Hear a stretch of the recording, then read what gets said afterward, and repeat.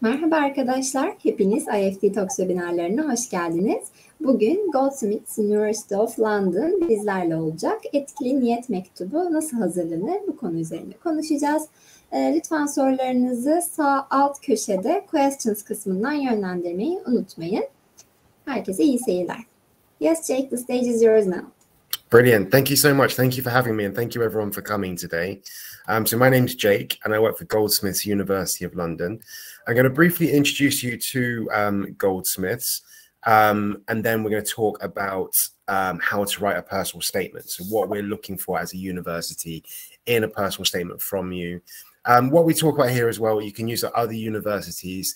It's quite standard between the universities what we're looking for, but hopefully there'll be some information here that you'll find useful.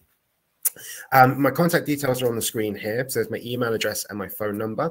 So if you have any questions, please feel free to reach out to me, outside of this presentation, and I'll be happy to help.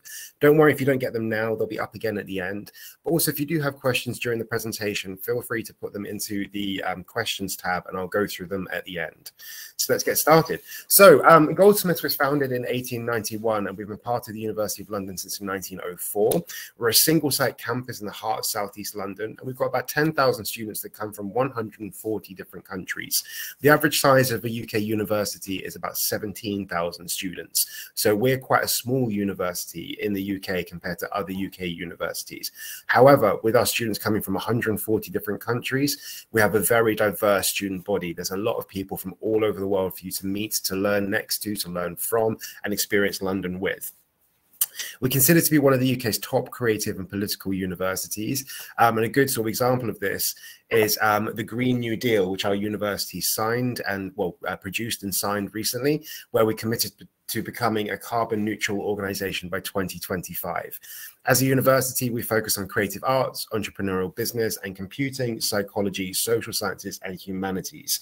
And through what we teach, we've taught quite a lot of amazing students who've gone to have quite brilliant careers, and they've gone to be really quite influential alumni in what they do, and how they move forward with their experience after Goldsmiths.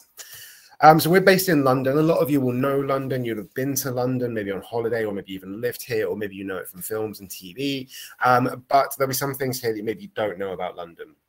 So we're 620 square miles, and we've got 9 million people that live here. So it is quite big, and it's quite a busy city, but it's nowhere near the biggest or the most populous. Places like Tokyo or Seoul or Sao Paulo, much bigger, way more people. But it's still a very busy place, and it is quite big compared to a lot of cities around the world. The people that live here, we actually have 240 nationalities that speak 320 different languages. So if you remember on the previous slide, I talked about there being 140 nationalities at the university. Well, there's another 100 around the city, and there's lots of languages spoken here as well. So again, there's lots of people to experience London with, to learn from, and to enjoy this city. We've got 250 different museums, from everything from history to art and everything in between. We've got over 6,000 licensed restaurants, and you can find food from all over the world. There's really quite an amazing sort of series of restaurants here. Like I said, food from everywhere. It's a really great place to come and try all different cuisines. We have 500,000 students that study in London, and about 300,000 of these students study at the University of London, which Goldsmiths is part of. We have 22 million people that visit the city each year. It's a very popular city for tourists and businesses and students and people like this. And we're actually more popular than, so more people visit the city than New York, Sydney, and San Francisco combined. We've got 500 cinema screens, showing like the biggest, Marvel blockbusters through to independent films from all around the world. We've got 32,000 live music concerts that happen each year as well. And this includes about 250 different music festivals. And this caters for everything from hip hop to rock music, dance music. But then we even have specialist like Indian music festivals or Chinese music festivals, all different things like this. So whatever music you're into, you can find it here. We have over 100 theatres showing musicals and dramas and comedies and everything in between. We have the famous West End, which is on par with Broadway in New York. Some of the biggest productions, the longest running productions are here. We've got 5 international airports that are around the city. We've got one in the city itself. And these all you can fly all over the world from these airports, and they take between half an hour and maybe 1.5 hours to get to, depending on where you're starting from in London. We've got 3,000 parks. We're actually considered to be one of the greenest cities in Europe, if not the greenest city in Europe, for the number of parks we have. So if you're like me, like I don't come from London, but I've lived here quite a long time, but I come from a small place in the countryside, so I'm used to peace and quiet. So London can sometimes be too noisy and too chaotic, but you're always within about a 10-15 minute walk from a park. So there's always somewhere to go, just see some green, see some grass, just chill out and enjoy like the weather if it's not raining, which it doesn't rain that often, you'll be surprised. But it's also where we spend all of our summers. Like when it's nice weather, we'll be there with our friends, hanging out, playing sports, having barbecues, things like this. London is also synonymous with sports. We've got 19 professional football clubs, and we've got about 7 in the Premier League, one of the world's, in fact, the world's most famous football league. And we also have things like the Olympics in 2012, but lots of big sporting competitions like this are here. So as a spectator or a competitor, there's lots of things for you to do here in sports. And we've got about 2,000 years of history.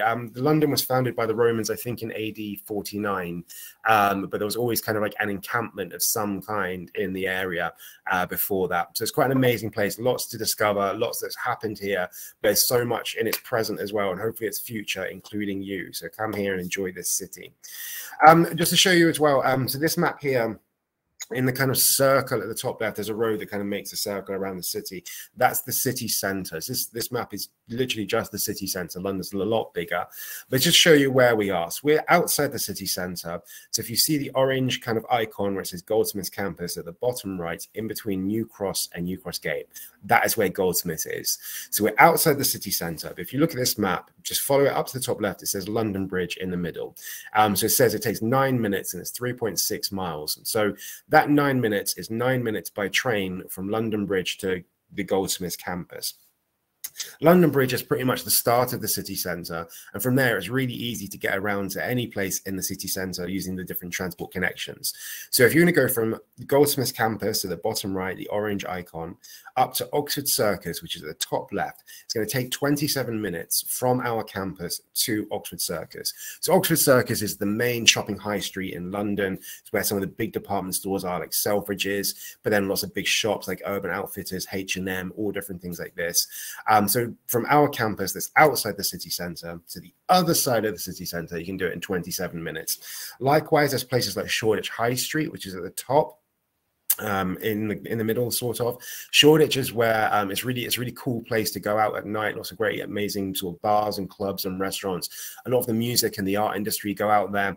But again, from our campus on the south side of the river to Shoreditch High Street on the north side of the river, you can be there in 15 minutes. So it's really easy to get from anywhere into London to our campus and to the other side as well. So yeah, there's a really sort of lovely place to be. Just like as I said at the start, we're a single site campus. But I didn't really explain what this means.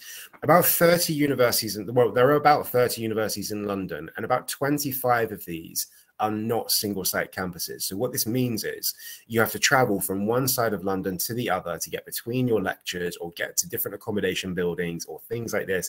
And it can be a bit of a chore, a bit of a nightmare to get between places. But Goldsmiths has every building in one place. So our campus is inside the thin orange line at the bottom of this photograph.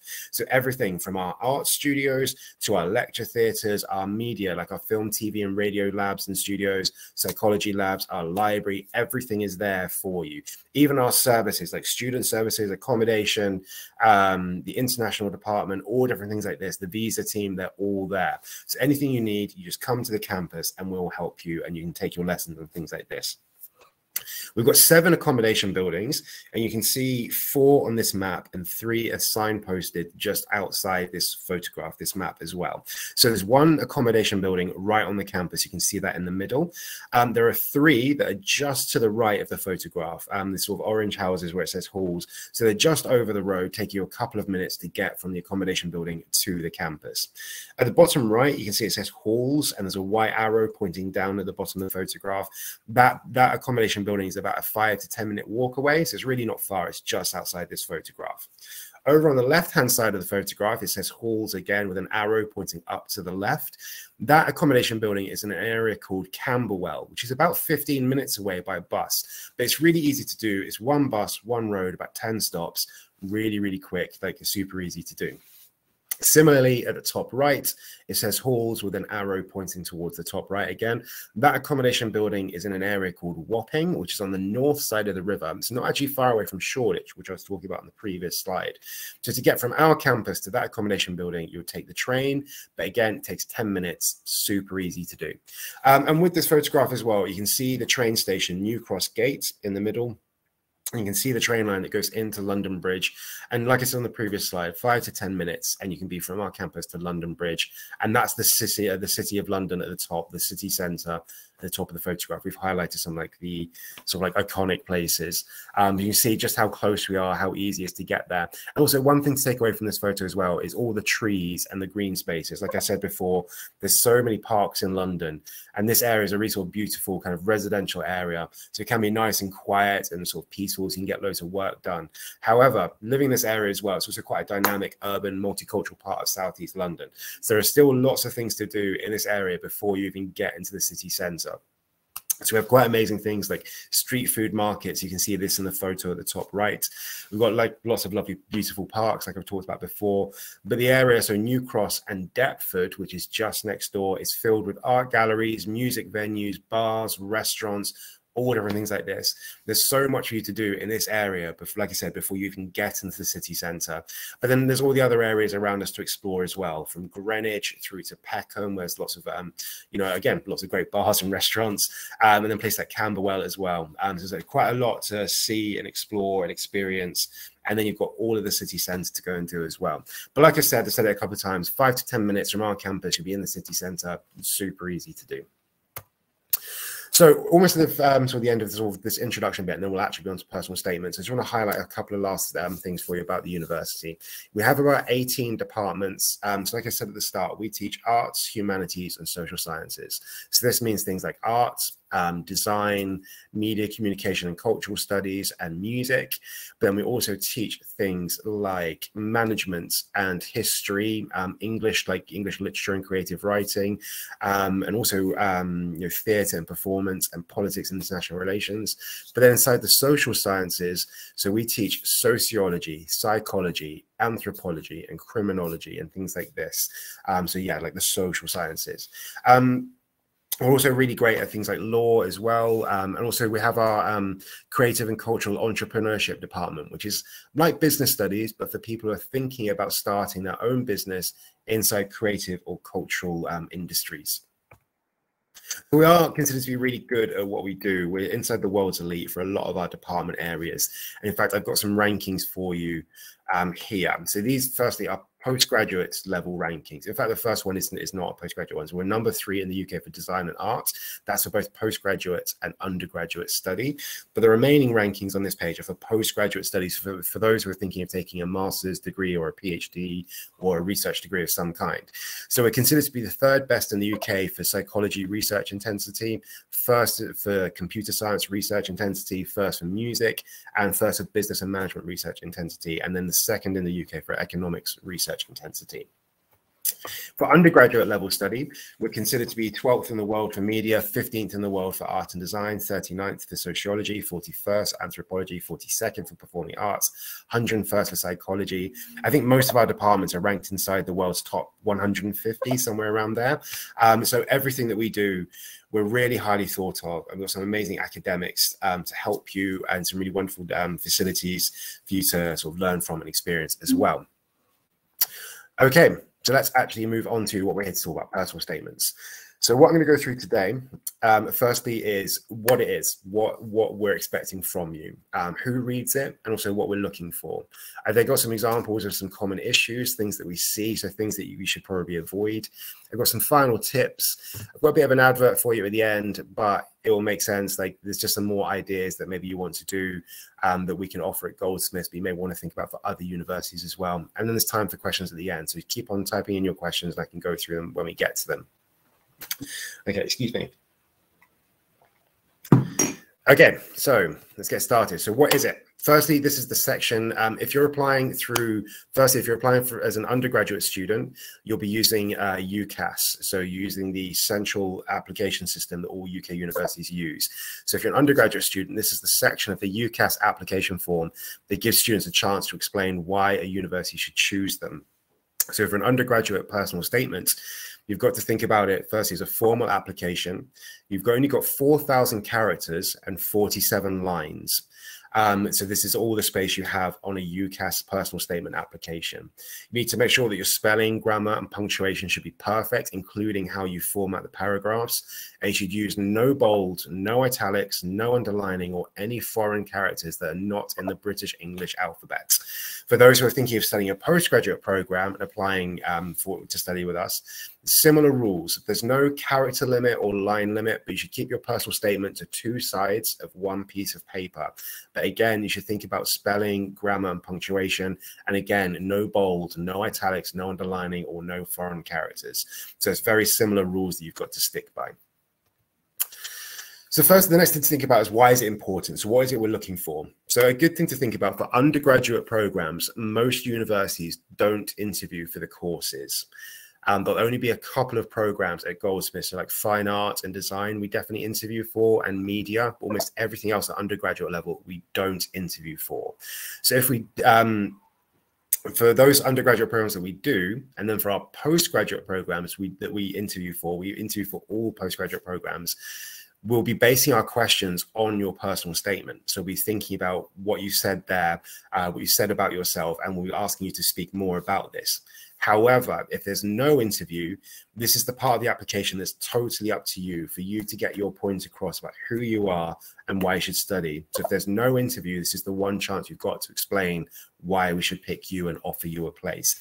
And it really can make the difference between a university making an offer or not. So think about carefully what it is you want to say and how you want to present yourself. So the next step as well is understanding who reads it. So firstly, when you apply to university, it goes in front of admissions staff. Now, these people are not academics. They're just admissions staff. They do a really wonderful job going through every single application and trying to make a decision whether the person should be offered a place on the course, or whether it needs to go to an admissions tutor who is an academic, or whether the person should be rejected, or all different kinds of decisions like this. So they're the first person that's going to read your personal statement. So they need to understand what it is you're saying in there and understand what is it you're trying to do. The second person who's going to read it will be an admissions tutor. So this person is an academic. So they'll be more used to the content that you're talking about in the personal statement and how it's related to the program. But the important point with this is understanding the 2 different types of people that are going to read it. So academics and non-academics. So think carefully about the language you use and what it is you want to say about the subject that you're talking about. So then now we're here is then thinking about what to include in the personal statement, what it is you want to say. Now, there's 2 basic things that you need to do. So the first one is you need to explain your reasons to study the course and what your academic interests are. The second thing you need to do is think about the other information about yourself and your interests and explain that to us as well. Now, the way you should do this is 75% for one section and 25% for the other. And this is how it breaks down. You should talk about, for 75% of your personal statement, you should talk about the course. For 25% of the personal statement, you should talk about your other information about yourself and your interests. So you've always got to be talking about why you've chosen this program, what it is you're going to do, and how you're going to do it. And then only 25% of the time speaking about other things. So you're always, always, always talking about the program and why you're going to study it. So this is how it breaks down. This could be a good way, what's going to happen on this slide is could be a good way of thinking about how to structure your personal statement, but it's also just some really sort of good advice as well. So firstly, you need to explain your reasons for wanting to study a particular course or a subject area. Secondly, you need to think about a paragraph of independent research. So this will be things you've done outside of school, outside of work, just things that you're interested in about this subject area or this particular program, to show us what you've been doing on your own. Thirdly, you need to talk about any course-related academic activities and work experience. So this is anything you've done in school, in university, in college, or at work that is related to the program you want to study. So remember that. I'm going to repeat myself a couple of times as we go through. Tell us things that are related to the program that you want to study. You should never tell us anything that's unrelated. Everything always has to come back to the program you want to study. Finally, you then need to tell us about any extracurricular activities you've been doing. So these are things like playing football, or like, you know, being part of a sports team, or maybe you make art or something like this. But these are extra things that you do on top, where you've learned skills that can then be used in the degree that you want to study. So there's no point telling us things that are not related to the program. I will show you some examples in a minute, but just remember, everything you show in these 4 sections here, you always have to relate it and bring it back to the program that you're choosing to study. So like I said, I'm going to repeat myself, but just everything you tell us, the reason why you tell us it has got to be because it's related to the program you want to study. Just keep that in mind. A good thing as well, especially when you think about that paragraph of independent research, is really showing a clear topic of interest. So these are like sections of the statement, which, like it says on the screen here, which significantly increases the chances of an offer from a leading university. So have a really clear focus, really understand why it is you're telling us something that's in the personal statement, what it is that you've done and how you've done it. So think about 2 to 3 points of detailed and connected analysis. So how can you bring all these things together? How is everything connected that you've done? And also individually, like, you know, reflect on what it is you've done, what it is you've discovered, and how you're then going to move forward with this. So think about, you know, doing your independent research. Think about any academic activities you've done in school or university. Think about your work experience, and think about any extracurricular activities. And then your final paragraph, bring this all together and show us how everything you've done works together, and what it is you're going to do for a future career, things like this. Just bring it all together there. That would be your clear focus. And also sort of like showing us that you've evaluated what you've done and how you want to move forward with your career and your life as well. So I've got some examples here, some problems that we see, and so some things you may want to be aware of. So firstly, as an extracurricular activity, what we quite often see is people say something like this: I play football. And like, that's great. Like, I like football. Like, it's lovely that you play football. Great. But that doesn't tell us anything. It's not very good. So never, ever just like finish the sentence like this. What you could say is, I play football and I'm the team captain. So again, this is pretty good. Well, it's not that good, but, you know, there's an activity and they're the team captain. Like, being the team captain, I guess, is kind of important. There's a sense of achievement there. They're the leader of the team. So that's good. It's fine. But again, there's no point in writing this down. What you could say is, I play football, I'm the team captain, which gives me leadership and organizational skills. So this is getting a lot better. So they're telling us the activity, they play football. They're the team captain, so they're in a leadership role, and they've achieved that, becoming a team captain. It's quite difficult to do that. And then they actually start to draw out some of the skills that they've learned from being the football team captain. So they say, which gives me leadership and organizational skills. So this is okay, but again, we'll be sat there thinking like, well, why have you told me that? There's no point. I don't understand why you've told me that. So this is what you should do. I play football and I'm the team captain, which gives me leadership and organizational skills. These skills are imperative to business management. That's the program they're applying for. And I would be looking to enhance these still further through this course. So this is exactly what we should say for every activity, anything that you've studied in school or university, anything that you've done in work, or any extracurricular activity, follow this method. So I play football, there's their activity. I'm the team captain, they've achieved something. This gives me leadership and organizational skills. So drawing out those skills, then they're relating it back to the course. Like I said, I'm going to repeat myself so much. I'm repeating myself, saying I'm going to repeat myself.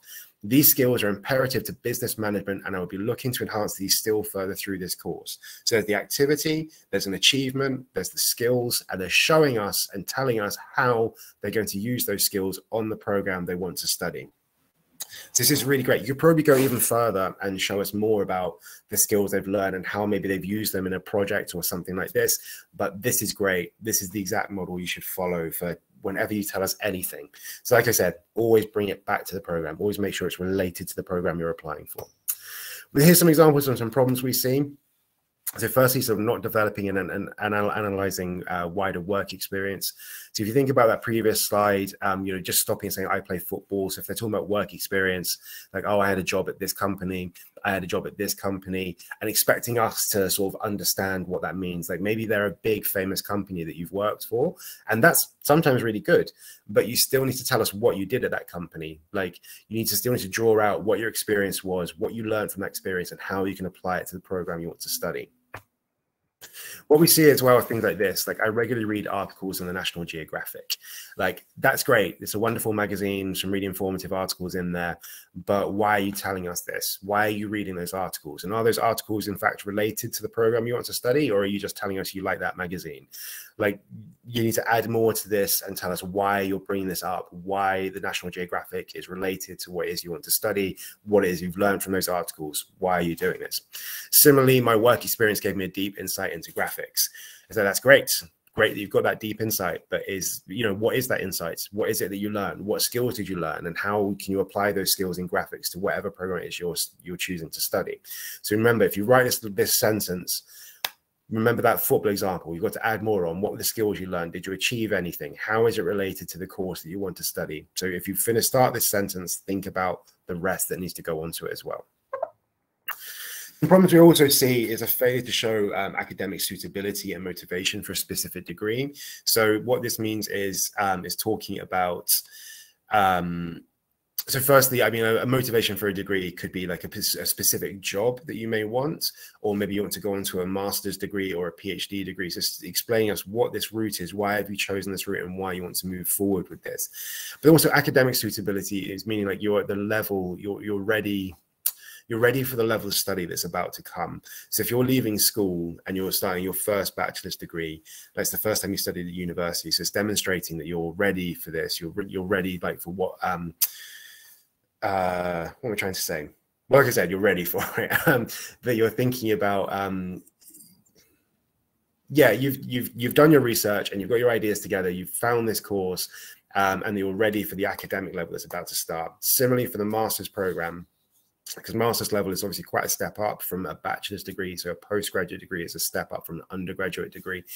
So it's showing that you sort of really researched these degrees, you found the exact one that's going to help you with like your career, or maybe the PhD you want to study, and you can highlight through your previous study experience how you're ready academically for the level of work, and that you're motivated and enthusiastic to go and do it. Also, students tend to use quite a lot of generalizations and cliches and unevidenced enthusiasm. So think about some of these that come up. People say things like law is the glue that holds society together, and things like chemistry is all around us. Like, we know, yeah, chemistry is all around us. Everything's made of chemistry, and yeah, law is, is imperative. It is what holds society together. But that's not helpful in a personal statement. It doesn't tell us anything about you. Well, it tells us that you write cliches, and we don't want to see that. One university I worked for, we used to see people write fashion is my passion in their personal statements. And if we saw that, the application went in the bin. Like, we're not reading this. We want you to think about using your own voice, speaking exactly for yourself, and showing us through your own enthusiasm and your own ideas and your own history why it is you want to do this. So again, if you find yourselves writing anything like this, stop, delete it, start again. Like, start that sentence again, because this is not helpful in showing us who you are and what your ideas are. We also see people sort of talk about like an overemphasis on their extracurricular activities. So obviously, like, extracurricular activities are important, and they there's a lot of skills we can all learn, but we want to see that you've been doing this in school, in university, in work or volunteering experience, and you've been researching these things. So you're not just relying on playing in the football team or anything else like this. That you're showing this through your sort of like wider experience as well. Also, like I sort of briefly talked about this before, well, I've had talked about this before, but I just sort of reconfirm, but people talking a lot about their extracurricular activities, but they don't draw out their key skills.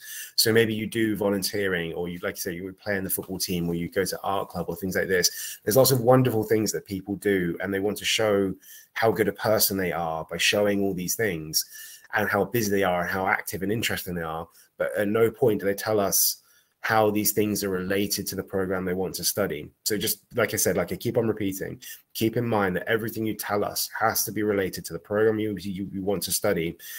So yeah, if you find yourself writing something down that is not related to the program, don't tell us it. Like, just delete it out. There's no point. Everything has to be about the program that you're choosing to study. Finally, as well, we also see things like this. So poor editing and use of inappropriate language and register. So someone's written this, I want to study business and I mean business. So it's quite an aggressive aggressive sentence. And, you know, it's like we said at the start, it's a formal application. So there's no need to be aggressive or like show that you're like being assertive or anything like this. You just need to explain your ideas clearly and carefully and show your motivation. So we don't need to see anything that is like sort of using like swear words or like, you know, being aggressive or anything like this. We want to see you for who you are. If you do write something like this, it's quite aggressive. Maybe we're going to think you're quite an aggressive person and maybe, you know, you shouldn't be on the campus. So think about this, think about the tone that you use and how you best want to present yourself. So we're almost at the end. I've kind of raced through this a little bit, but I've got some tips for you as well here to think about. So firstly is to start thinking about why you want to do the course. So like we said at the start, think about the motivation for doing this course. Is it a career? Is it like a specific career, a specific industry? Is it doing a master's or a PhD? Why is it you're doing this? Start your personal statement early and redraft it as much as possible. So a really good thing to do, and I do this when I apply for jobs, write one draft of the personal statement and then start again. Like go through it, work out what's working, what's not, and then rewrite it. And then keep on editing until you've actually just condensed it down to just pure gold. And so when you're finally happy with it, then that's the time to submit it. Also, don't be afraid to ask for help. You know, if you're in school, you may have guidance counselors. If you're at university, you may have the same. Ask your friends, ask your family. Even if your family don't have experience of applying to a university, like, you know, they may have experience of applying to jobs or something similar. So yeah, don't be afraid to ask other people to like go through it and just like see what they think as well. A good thing to think about is going out to, like, these are just some examples, you don't have to be as specific as this, but going to lectures or talks or museums or like anything like this, just anything that shows you have a real interest in the subject that you want to do.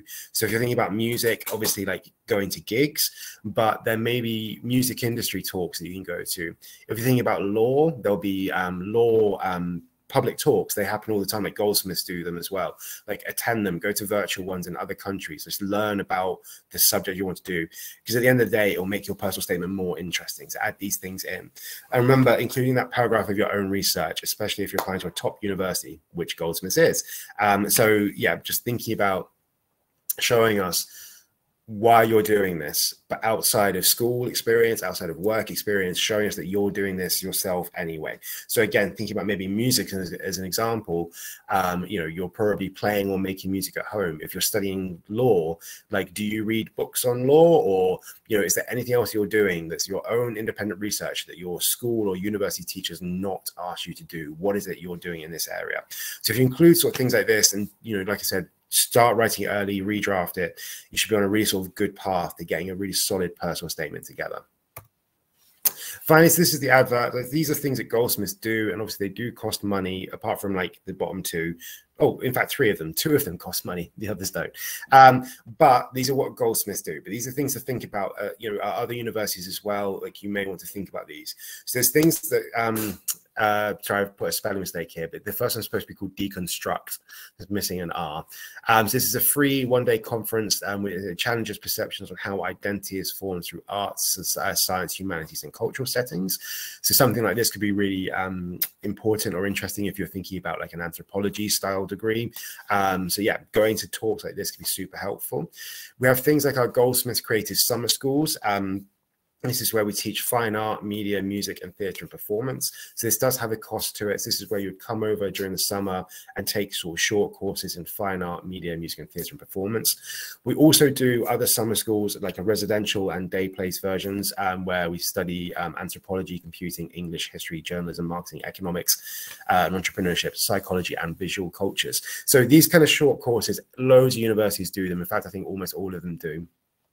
You don't have to do these. Like, you know, we're not looking for people in personal statements who have done these, but these could be an idea if you want to find some more sort of knowledge and experience and things to include in your personal statement. However, you don't have to spend money. You don't have to come and do short courses.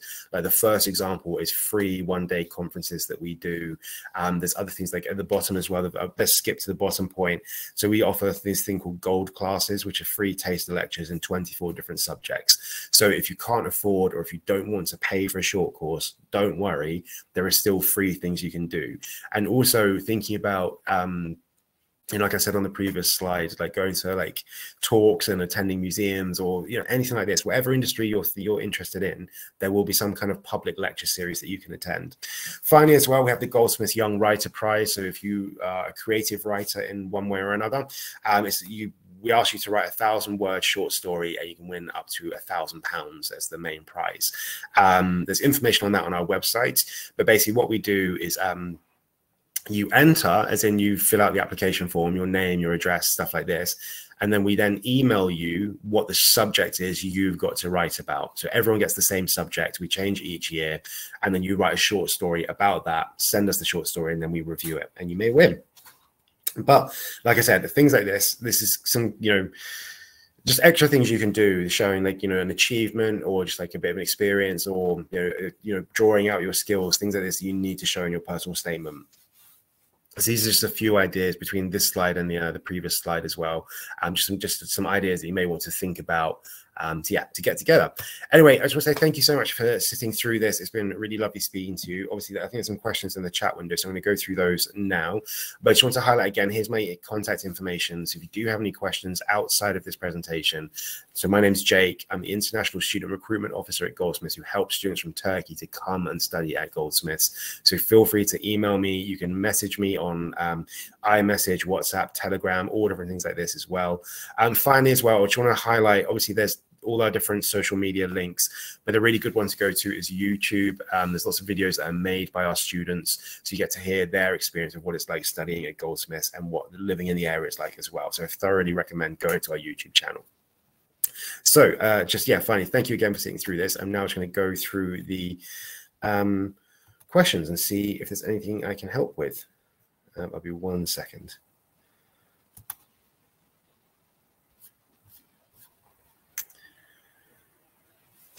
Okay, so the first question is, do you have a master's program in nutrition and dietetics? I think that word is. No, we don't. We offer social sciences, so we don't do anything to do with biology or nutrition or anything like this. The next question is, how can I write the motivation letter? Please share the link. Well, that's what we're talking about in this. When you hand in your personal statement, if you're applying for an undergraduate program, you use a process called UCAS. So you upload the personal statement through the UCAS system.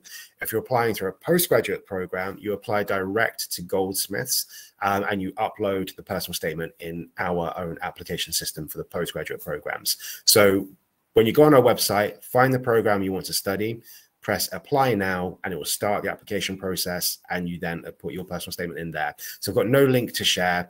You would have to just go onto the website and press apply now. So the next question, so when is the application deadline for master's programs and scholarship? So for master's programs, there's no deadline, but I would recommend applying early. Our programs get full. And also next summer, if you're going to come and study in the UK, over the summer, you're going to have to sort out your finances, your accommodation, and your visa. Now, these three things are super stressful. It can be very difficult to do. There's lots of forms you need to fill in. And also there's lots of waiting. Like, you have to fill in these forms, send to university, and then you just wait. So I would recommend applying for a program early. Then that's one thing off the list that you don't have to worry about. There is a scholarship available. There's one called the Goldsmiths International Scholarship, which offers amounts of £2,000, £4,000, and £5,000. The deadlines for this are the 17th of March. No, the 31st of March and the 17th of May. So you just apply by one of the deadlines. If you apply by the first one and you get rejected, you can't apply again. You just need to apply by one of the deadlines. You get one go each year. There's also lots of external scholarships that you can apply for. So obviously find scholarships everywhere and see what you can add together to help with the cost. The next question, do you have master's programs in physics? No, we just do the social sciences. So no physics, no biology, no chemistry, no medicine, but we do psychology, anthropology, and sociology. That's what we do. Do you know if the scholarships you offer cover half of the price or all of it? No, so £2,000, £4,000, or £5,000. You can find external scholarships that do cover the whole price, but our scholarships are for £2,000, £4,000, and £5,000. The next question, is there a master's program such as theatre criticism and dramaturgy? And would I be a good applicant even though I come from a different background from political science? I'm not sure if we have that exact program, but if you have a look at our website, we do have quite a lot of theatre and performance programs. So feel free to email me and we can go through it. We do, the next part of the question, actually the most important bit. So at Goldsmiths, when you look on our website, when you look on the entry requirements, you will see the exact academic entry requirement we want. So it will say like the UK grades that we need. But quite often it doesn't say what subject we need it to be in. So if we say psychology as an example, for undergraduate level, it may say you need BBB in A levels to get into psychology. To get into the postgraduate psychology program, it may say you need a 2-1. So 2-1 is like a B, like 70%, something like this, undergraduate level. What it will say is that you need to have these grades in a related or relevant subject. So what this means is, in the personal statement, is you telling us how political science for you is related to theatre criticism and dramaturgy. So what skills did you learn? Like, what is it about political science that has set you up to do well at theatre criticism and dramaturgy? What other experiences do you have, either at work or in school or extracurricular, that can help you on theatre criticism and dramaturgy? If there aren't any skills in your degree, if there isn't anything that is related, which is very rare, then you may want to think about taking what's called like a graduate diploma. So you can use these as a crossover, so you can get from one subject to another. So it means another year of study, but it's a route that will help you in the long run. But anyway, the point of this section is, so my answer is, whenever you look at Goldsmiths entry requirements and when you're thinking about what to put in your personal statement, is like, I think I've said this a lot, but whatever you tell us, make sure it's relevant and related to the program you want to study. So when you talk about what you've done in school or at university, how is that relevant? How is it related? What you've done in work, again, how is it relevant? How is it related? So you've got to show us in the personal statement how this all fits together. Okay, the next next question, sorry. I think Goldsmiths University has a master's program in clinical psychology. Can you provide information about it? Also, when will applications for September 2022 start? I can talk about the course in depth with you, if you want to speak personally, but yeah, we're talking about personal statements today. There's lots of information on our website, but feel free to email me if you have some specific questions about the program, and I can go through them with you. Applications are already open, so feel free to apply. Like I said, I would recommend applying early. I would apply no later than February or March if you can. Just get things sorted by then, and then you can move forward with everything else. But yeah, feel free to reach out, and I'll go through that clinical psychology program with you. The next question is, what are your school scholarship opportunities? But I've already discussed those. Yeah. The next question, do you have a master's degree in biology, spatial in genetics, or molecular biology? No, we don't do biology. We do psychology, anthropology, and sociology. Do you have a master's program in English language teaching? No. No, I don't think we do. We do PGCEs. And you can do those. So these are to work in schools, to be a teacher. But I think what you mean to be an English language teacher, like, we don't do that. We have programs in translation, actually. So maybe that's what you're talking about. So we have programs in linguistics and things like this. So yeah, it may be worth having a look at our department for that. It will be.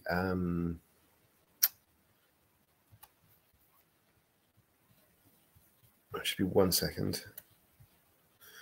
Yeah, I'm going to put the link to the department under your question. So there's 3 programs to look for when you get on the website, and so they are MA Multilingualism, Linguistics and Education. Then the next program is MA Sociocultural Linguistics, and then the final program is MA Translation. So I think this is loosely in the area that you're talking about, but maybe. But again, feel free to email me. We can go through this like in greater detail, and I'll be happy to help. Okay, the next question. If the language of our undergraduate program is English and we have completed this program together with the preparatory school, does it meet our English proficiency to apply for these master's programs? This entirely depends. So the question here is about the level of English language that you need to prove for you to be able to get a visa to come and study in the UK. So firstly, the level is usually set by the university and also the UK government. So a lot of our programs at undergraduate level, we ask for an IELTS with 6.0 overall, 6.0 in writing, and then nothing lower than 5.5 in the remaining components. For postgraduate level, we ask normally for 6.5 overall, 6.5 in writing, and then nothing lower than 6.0 in the other components. Some programs are a little bit higher. So like journalism, we ask for 7.0 overall, 7.0 in writing. But those are kind of the average marks. We have a whole list of different English language tests that you can show. So if you go on our website, type in English language requirements, you can see the full list of different programs that we accept. This question is asking about if the language of our undergraduate program is in English. So this means that the entire program was taught in English by a university outside of the UK.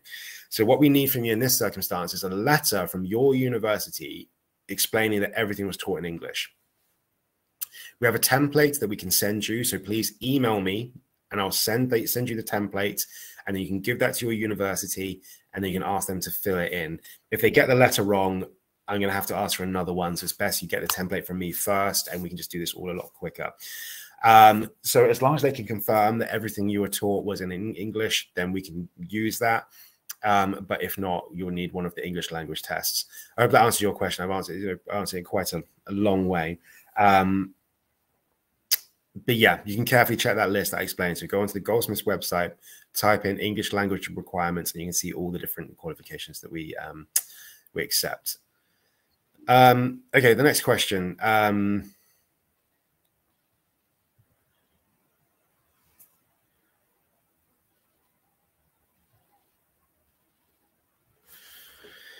Okay, I need to make sure I still understand it, so I'm just rereading this. So even though I write a good personal statement, is there any chance that the department in which I am a graduate and expert in Turkey, I will be rejected due to the very limited working areas abroad? I am a lawyer, mediator, arbitrator, graduated from Ankara University Law Department.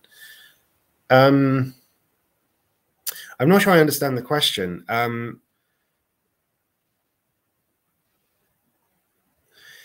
Because basically, I mean, yeah, I think the question is like, what are the chances of getting a place? And it's quite difficult to sort of say, because you need to meet the academic entry requirements and you need to write a good personal statement. And then if there's an interview, you need to pass the interview. So yeah, there is a chance that you'll get rejected, but there's also a chance you'll get offered a place. But that's the process of applying. And it sounds like you've got some quite amazing experience. And so yeah, it's getting this all together in your personal statements. But if you want to talk about this in more detail, I recommend like emailing us so we can go through this.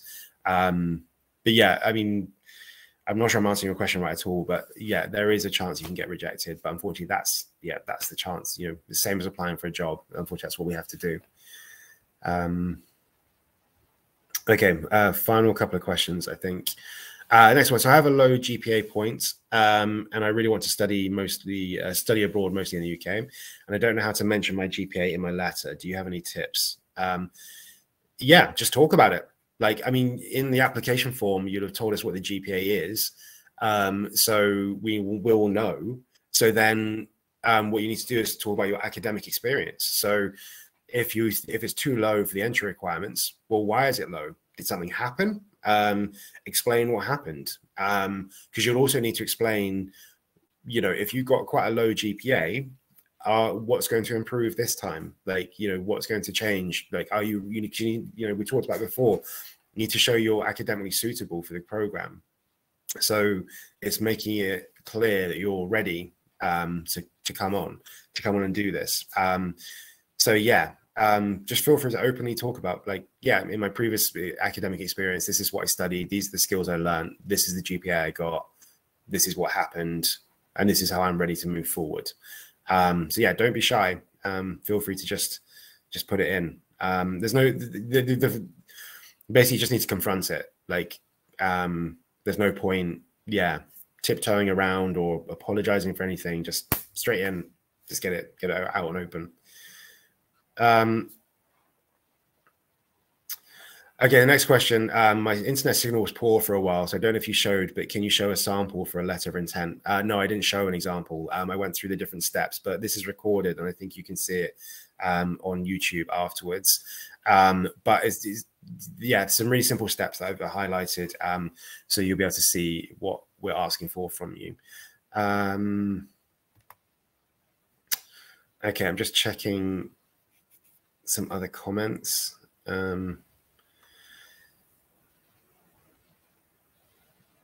Okay, yeah. So I think these are from some of the same people.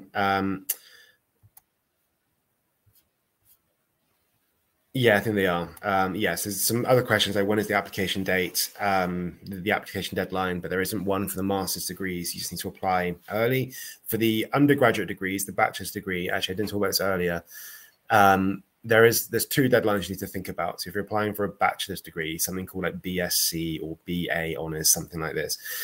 The first deadline is the 29th of January, and the second deadline is the 30th of June. So the first deadline, the 29th of January deadline, is for British students, but also for students to get equal consideration. So what this means is if all of our programs are full, like if everyone applies by the 29th of January, everyone gets an equal chance to get a place.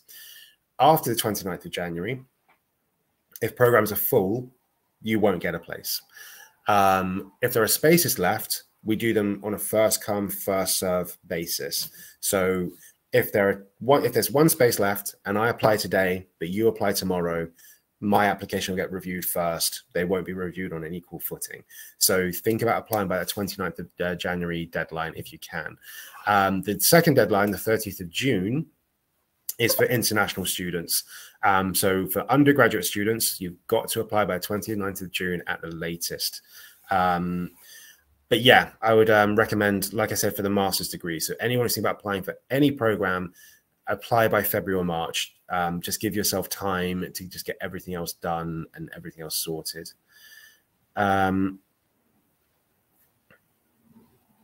Okay, I think there's been a clarification on one of the questions. Is there any chance that my personal statement gets denied because of the working possibilities are limited in law abroad? No. Okay, so yeah, thank you for clarifying. If you don't have very many work experience, if you don't have much work experience you can talk about, that's fine. Tell us about what work experience you've got, but maybe talk about more about what you studied. Talk more about like the extracurricular activities you've done. I mean, this is the thing as well. Like, I mean, obviously you're a graduate, so you'll be doing a postgraduate program. But for anyone thinking about an undergraduate program, we fully expect that lots of teenagers around the world will not have work experience. Like, it doesn't work the same in every country. So, you know, obviously your example, like you're obviously a little bit older. You know, if there isn't any work experience opportunities, talk about that. But like, tell us what it is you studied. Like, talk about that. Like, we're not going to sit here and go, right, none of you have worked. We're going to reject you all. We just want to know about you. We want to know about the skills that you've got and how they apply to the program. So it's okay if you don't have many work experience, examples of work experience. But yeah, just tell us about what you did in school at university. We can go through that with you. I think I've covered all the questions, I think. I'm just double checking again. Yeah, I think that's all of them. Okay, so I just want to sort of clarify, repeat, not clarify, reconfirm. So if you do have any future questions, I'm going to put my email address into the chat window.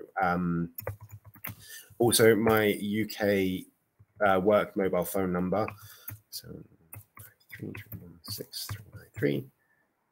Yeah, that's not my mum's phone number. That's fine. So if you've got any questions, feel free to email me. Feel free to call, to text, anything like this. I'm always happy to help. My colleague, I think Zainab, has already said this is recorded. This will be online again. So if you've missed any bits, you can go there. If you've got any questions about your personal statements or about our programs, feel free to email me, to call, to text, a message. I'm happy to go through it again with you.